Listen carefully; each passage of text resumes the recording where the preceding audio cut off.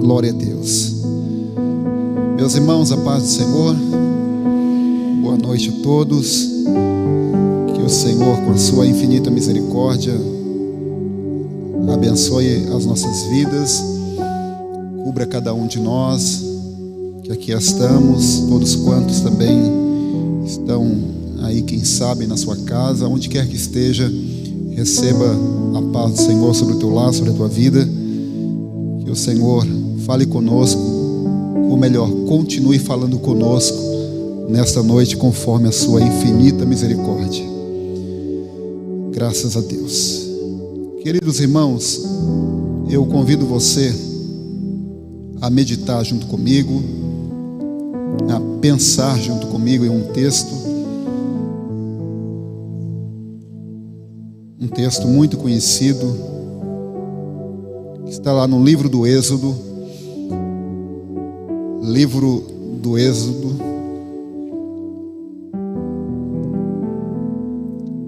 capítulo de número 14.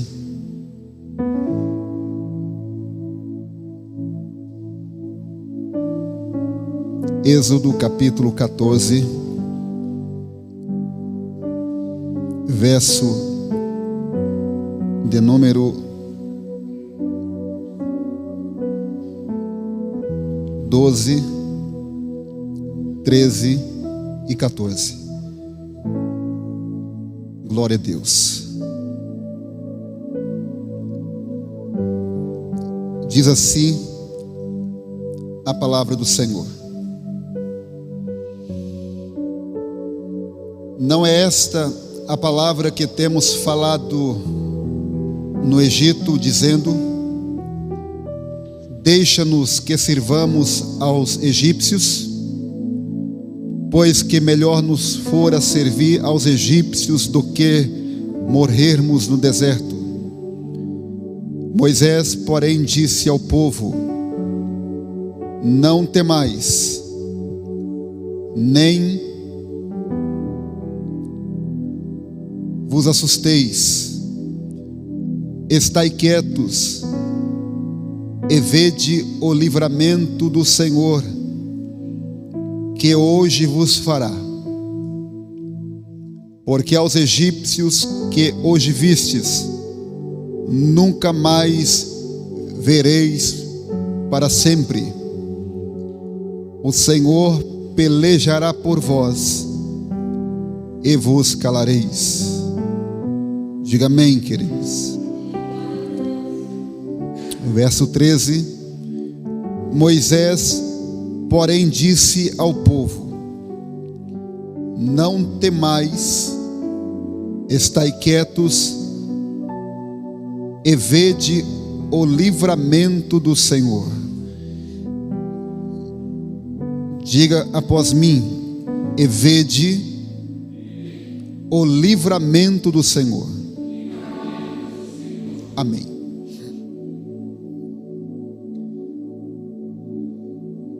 Amados irmãos, saltou ao meu coração esta frase deste versículo a respeito de livramento. E o Senhor falava muito forte ao meu coração acerca de livramento. O Senhor está concedendo livramento às nossas famílias aqui nesta noite. Pastor, só as nossas famílias? Nós sabemos que o nosso Deus, Ele é um Deus de livramento. Ele é um Deus que Ele estende as suas mãos sem olhar a quem. Uma das características do nosso Deus é a sua bondade, a sua misericórdia, é a sua compaixão. Dentre tantas características que nós olhamos para o Senhor e destacamos, uma delas é a sua forma compassiva, ou a sua forma de compaixão de olhar para a humanidade. Este texto que nós lemos aqui, ou pelo menos estes 3 versículos que nós lemos, ele está inserido dentro de uma das passagens mais lidas e mais pregadas da Bíblia Sagrada, aonde o texto nos fala a respeito da saída ou do êxodo do povo de Israel que estava no Egito. A Bíblia diz que este povo, eles chegam ao Egito e ali se estabelece. Eles ficam cerca de 430 anos. A bem da verdade, não foram 430 anos de escravidão. A história vai nos dizer que os seus últimos 75, 80 anos é que eles sofreram como escravos dentro do Egito. A Bíblia vai dizer que este povo foi um povo próspero. Eles sujeitaram a terra, eles trabalharam, eles foram prósperos. Só que o faraó da vez, quando percebe que este povo está crescendo, ele começa agora a tratá-los de uma forma muito rude, de uma forma muito cruel, colocando sobre os seus ombros, como diz o texto, serviços pesados, tratando eles simplesmente como o opróbrio da terra. E nós sabemos que junto com o povo de Israel não eram somente eles que ali estavam. Os impérios dominantes da época, eles quando ganhavam batalhas, eles levavam outras pessoas para lá, e junto ao povo de Israel existiam outros povos que também estavam com eles ali dentro do Egito. E a Bíblia vai nos dizer que quando eles, por ordem do Senhor, levanta Moisés para tirá-los do Egito com mão forte, com braço estendido, quando Deus os arranca do Egito, a Bíblia diz que José, ele, lá no Gênesis, ele faz com que o seu povo, que ali também estava com ele, faz com que o seu povo o jure, para que quando ele saísse, retirasse e também levasse com ele os seus ossos. Ou seja, José, ele diz assim: olha, o Senhor vai visitar vocês, mas quando o Senhor vos visitar, leve os meus ossos juntamente com vocês. E a Bíblia diz que quando Moisés agora está saindo do Egito, arrancando este povo com mão forte, após as 10 pragas que o Senhor, ele desfere contra o território egípcio, e nós sabemos que as 10 pragas que o Senhor desfere no território egípcio, era simplesmente afrontando e derrotando os 10 deuses que ali eles adoravam. E a última praga vai culminar com a morte dos primogênitos de todo egípcio que ali residia.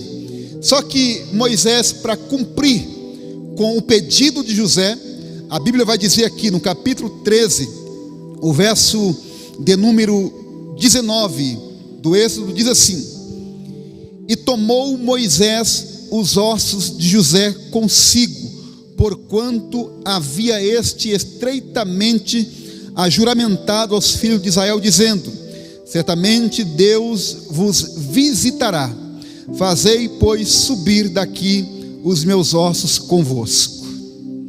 Moisés, ele cumpre o pedido de José, quando ele convoca todo o acampamento de Israel, dizendo: chegou o dia da redenção, chegou o dia em que o Senhor nos arrancará do sofrimento. Porque imagine, irmãos, pessoas nasceram naquele contexto, pessoas que estavam acostumadas naquela vida de escravidão, pessoas que nasceram amassando barro, fazendo tijolos, pessoas que elas nascem naquele contexto e elas, a única coisa que elas estão acostumadas é naquela opressão. Elas estão acostumadas a simplesmente ver um contexto de opressão, um contexto de escravidão. E quando eles ouvem Moisés gritando: chegou o dia da redenção. O que eu acho interessante, esses dias eu estava lendo a Torá,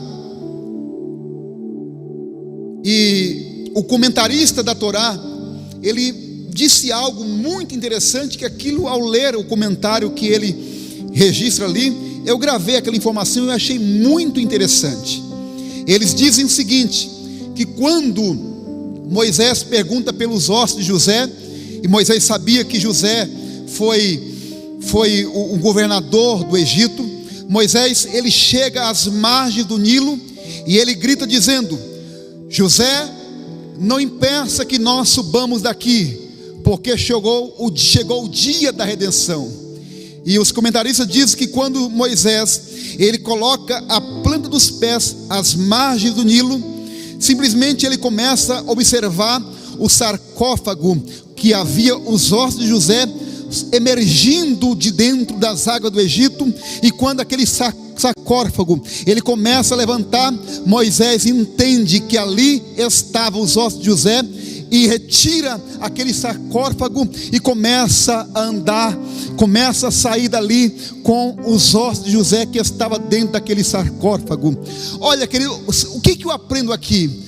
Que Deus, ele é aquele que visita, faz com que as promessas que ele fez ao seu povo seja concretizado. O Senhor nos trouxe aqui nesta noite para nos dizer que aquele que fez a promessa é fiel para cumprir com aquele que ele prometeu diante das nossas vidas. Moisés agora sai com este povo, sai com uma grande comitiva, sai com incontáveis, numerosa multidão dali da terra do Egito. O verso 1 do capítulo 14 diz assim: então falou o Senhor a Moisés dizendo: fala aos filhos de Israel que voltem e que acampem diante de Piairote, entre Migdol e o mar, diante de Baal-Zefon, em frente dele assentareis o campo junto ao mar. Quando a gente olha para este versículo, o versículo 2 do capítulo 14, nós encontramos o Senhor dizendo assim: olha, diga ao povo que voltem. O povo tinha saído da região de Sucote, de Etã, e eles agora estão acampados na região de Sucote. Eles estão acampados diante ao mar vermelho. De um lado as montanhas de Piairote, do outro lado as montanhas de Baal-Zefon. Eles estão simplesmente encurralados, e a Bíblia diz que Deus manda eles voltarem. Observe a forma como Deus trabalha. Aparentemente o Senhor usa meios e métodos que nós achamos que nós vamos ficar sem saída, porque quando nós olhamos para este texto, o que dá a nos entender é que Deus está dizendo assim: olha, volte. Observe, o povo tinha saído e Deus manda eles retrocederem, Deus manda eles voltarem, e o povo olha para Moisés como quem está dizendo: peraí, nós acabamos de sair e o Senhor está dizendo para que nós voltemos. Veja, muitas das vezes o Senhor vai te levar, o Senhor vai nos conduzir a caminhos que aparentemente é um caminho de derrota, é um caminho que nós vamos ficar encurralados. Mas não te preocupe, porque quem vai te dar o direcionamento é alguém que não está olhando daqui horizontalmente, é alguém que está olhando lá de cima, e que ele está olhando todos os becos possíveis, com saída e sem saída. É ele que vai dizer: vai para a direita. É ele que vai dizer: vai para a esquerda. É ele que vai dizer: não, agora não vai para frente nem para trás, pare. É ele que vai te conduzir, porque é ele quem vai te dar o livramento, diz o Senhor dos Exércitos. Ei, meu irmão, a visão do Senhor não é uma visão horizontal. Nós estamos aqui dentro deste templo, eu só estou vendo a porta, eu não sei o que está acontecendo após a porta, mas o Deus que te trouxe aqui é o Deus que está lá em cima. A visão dele é uma visão global. Enquanto nós estamos aqui, ele está dizendo: eu estou concedendo livramento para a tua casa. Ei, você, meu irmão, que está acompanhando este culto, tem livramento para a tua casa, tem livramento para a tua família. Deite em paz e durma em paz, porque o Deus Deus de Israel é aquele que não dorme, é aquele que não tosqueneja, é aquele que está te dizendo: ei, se você confiou a tua família nas minhas mãos, então fique tranquilo, porque o guarda de Israel não dorme, não cochila, não tosqueneja, é Ele quem te dá o livramento, diz o Senhor. É Ele quem te dá o livramento. Acompanhe comigo. Imagine o povo olhando para Moisés dizendo assim: como que é? Vamos voltar?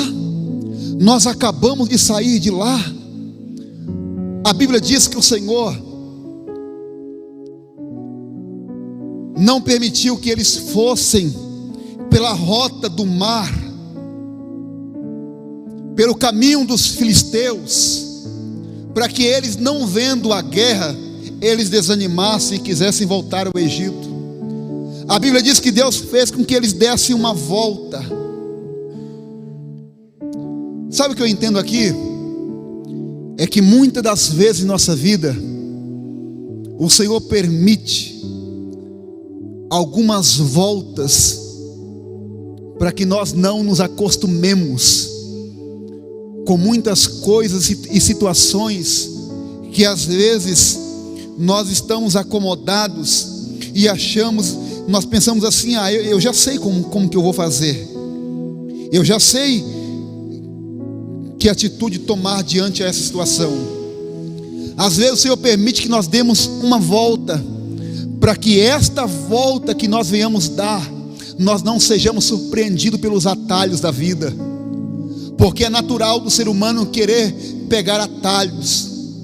Os atalhos é onde mora o perigo, é nos atalhos aonde mora os verdadeiros perigos, porque nós achamos assim: eu vou por aqui, porque se não der certo eu entro na primeira esquerda. Isso acontece muito conosco que estamos no trânsito no dia a dia.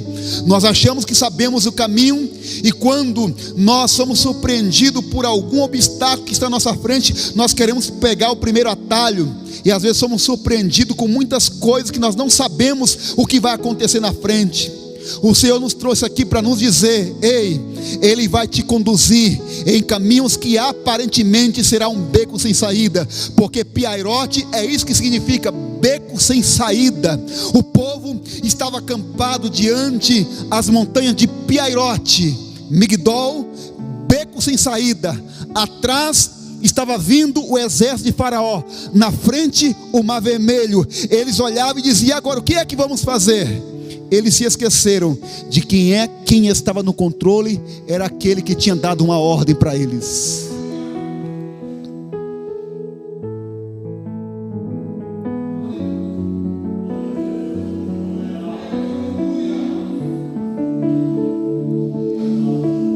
Eu sei que nós ficamos questionando o trabalhar do Senhor. Certa feita o Senhor disse assim aos discípulos: o que eu faço hoje vocês não entendem, mas compreenderás depois. A grande verdade é que o que o Senhor faz, Ele não precisa dar satisfação para nós, a forma como Ele trabalha. Mas na hora em que Ele está em silêncio, é a hora que Ele está trabalhando. Eu aprendi uma coisa, que o professor, na hora que ele está aplicando a prova, ele não fala com o aluno. A hora que o Senhor está nos submetendo a um grande exercício, a uma prova, Ele está em silêncio, observando até onde eu e você somos capazes de ir. E não queira, neste momento em que você está sendo submetido a um teste, querer voltar, querer retroceder. Aí vai fazer igual aquela história de alguém que nadou, faltava alguns poucos metros para chegar, e disse assim: cansei, vamos voltar? Ora, faltava pouco para poder chegar. E às vezes acontece isso conosco. A bênção, a providência está logo à frente, mas nós queremos simplesmente retroceder, porque achamos que não somos capazes de chegar adiante.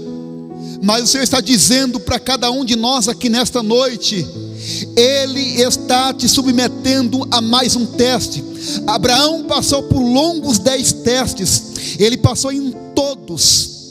Quem sabe o teste que o Senhor está nos submetendo nesta noite é: aguarde mais um pouco, tenha paciência mais um pouco, porque nós queremos, Senhor, me dê paciência. Não tem como adquirir paciência se nós não formos submetidos a testes, querido. A Bíblia diz que a paciência, a tribulação, ela produz a paciência. Se você, no teu contexto de vida, está sendo submetido a muitos testes, e você está dizendo: Deus, me dê paciência, Ele vai te dar um caminhão de tribulação, porque só é através da prova que vai gerar paciência na tua vida.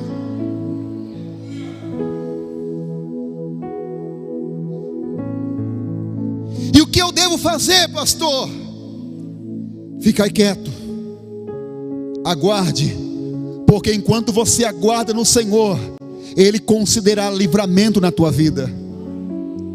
Enquanto você descansa no Senhor, Ele concederá grandes livramentos que você não vê. Ei, meu irmão, se o Senhor fosse colocar num telão como este os livramentos que Ele concedeu a mim, a você, a tua casa, simplesmente no dia de hoje, Ele não é como um homem que, quando faz alguma coisa em prol de alguém, Ele quer mostrar o que Ele fez. Não, o nosso Deus não é assim. Ele não fica listando: olha, sabe aquele dia que quando você achou que você tinha se atrasado, que você chegou num ponto de ônibus para pegar o ônibus, aí você diz assim: ah, eu esqueci alguma coisa, e voltou correndo para buscar, e você saiu reclamando. Foi um livramento que eu te dei. Sabe aquele momento que você pensou em passar o farol vermelho, simplesmente porque você estava atrasado?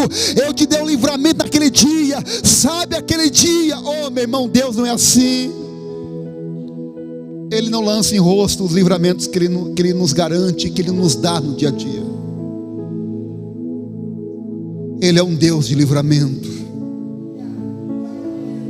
O que eu devo fazer, pastor? Há uma recomendação da parte dele. Verso 13: não temais, estai quietos e vede o livramento do Senhor. Estai quietos.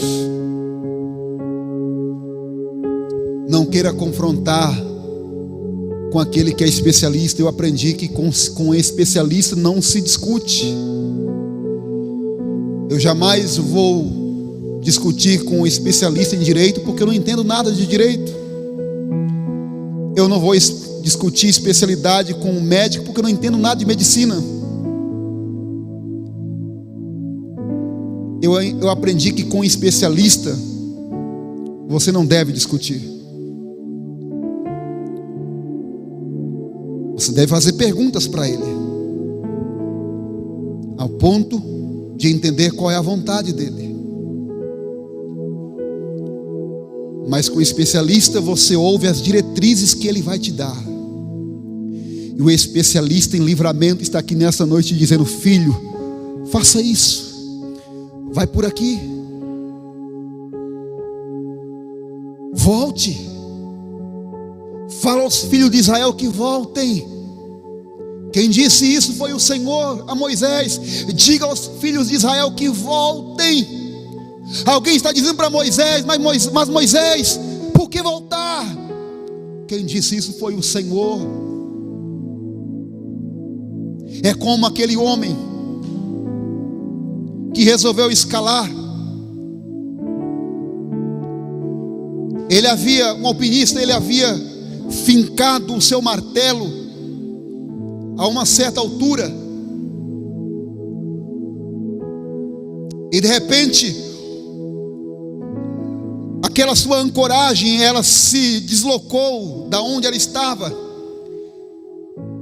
e ele caiu de uma forma muito brusca da altura em que ele estava, e o seu cabo de aço que dava a segurança para ele simplesmente travou no momento certo. Só que o breu da noite não fez com que ele não enxergasse a que altura ele estava, E ele começou a gritar desesperadamente, gritando: socorro, socorro. E ninguém podia ouvir, porque ele estava em uma região desértica, numa região em que não tinha ninguém próximo a ele. E ele gritando por socorro, e as neves foi caindo em cima dele. Ele passou a madrugada inteira, e ele ouviu uma voz dizendo para ele: corte a corda. E ele pensou: eu cortar a corda? O único meio de eu estar vivo aqui é porque este cabo de aço me segurou. Se eu cortar a corda, eu não sei a que altura eu estou. E mais uma vez a voz disse para ele: corte a corda. E ele hesitou em não querer cortar a corda. Passou a madrugada inteira. No outro dia, pela manhãzinha, chega a equipe de resgate para poder socorrer. Encontrou aquele homem todo congelado, a 1 metro de altura para chegar no solo, todo congelado. Por quê? Porque ele não obedeceu a voz e disse a ele: corte a corda. E para encerrar esta mensagem, será que você está disposto a ouvir a voz do Senhor e dizer para você: corte a corda? Será que você está disposto a ouvir a voz do Senhor, mesmo quando as circunstâncias diz para você voltar? Porque nós vivemos em uma sociedade que está aí os coaches da vida, que diz: você tem que avançar, você tem que conquistar. Mas muitas das vezes nós temos que ser como a flecha, né? Você já viu como que é a flecha? Que o arqueiro, ele arma a flecha. Primeiro ele puxa a flecha para trás, para depois ela soltar e ela ganhar o alvo dela. E as palestras, as mensagens que nós ouvimos é: avance, você tem que avançar. Mas aqui o Senhor está dizendo: fala aos filhos de Israel que voltem. Na visão humana, na ótica humana, às vezes é avance, mas nem sempre a ótica humana está em conformidade com a ótica do Senhor. Muitas das vezes nós temos que voltar. Até porque a proposta do Evangelho muitas das vezes é isso, né? Volte ao primeiro amor. Volte e veja onde você errou, e volte a praticar as primeiras obras, para depois que consertar, aí sim está na hora de avançar.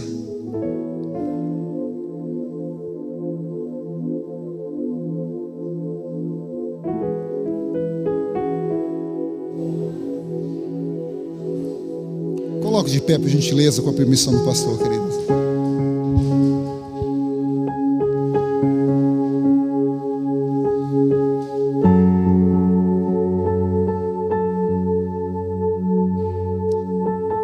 Não temais, estai quietos e vede o livramento do Senhor, que hoje vos fará. Só quem precisa de um livramento da parte do Senhor aqui nessa noite, que não seja a você diretamente, mas a alguém da tua família aqui nessa noite, levante a tua mão. Eu preciso de um grande livramento do Senhor na minha família. E como ministro do Evangelho, eu quero nessa noite declarar que o livramento do Senhor alcançará a tua casa, a minha casa.